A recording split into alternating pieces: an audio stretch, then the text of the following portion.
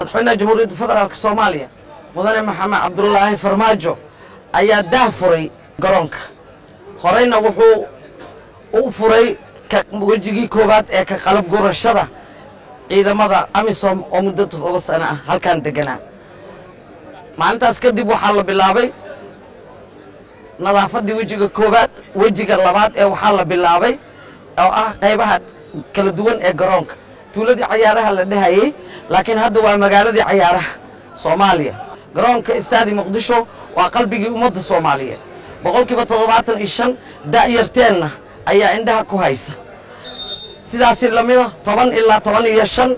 mujtamaca Soomaaliyeed oo gudaha iyo dibadda bahweynta isboortiga ayaa indhaha ku haya wuxuu kaloo ka kooban yahay garoonka kubadda miiska table tenniska oo ku dhex jira xafiisyada iyo VIP-da hoosteeda oo sida aad arkayseen madaxweynaha iyo kooxdii table tenniska ama kubadda miiska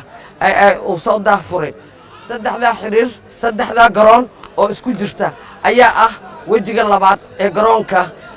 istaadi Muqdisho ama garoonka ciyaaraha Muqdisho waxaan bilaabaynaa sanadka cusub haddii Allah uu ogolaado qaybaha kale ee garoonka oo noqonayo wejigii saddexaad waa guul u soo hooyatay 90% mujtamaca Soomaaliyeed oo dalka ku nool oo gudaha ku nool maalintan qabanay xilka wasaaradda anoo raacaya aragtida madaxweynaha jamhuuriyadda mudane maxamed cabdulaahi farmaajo iyo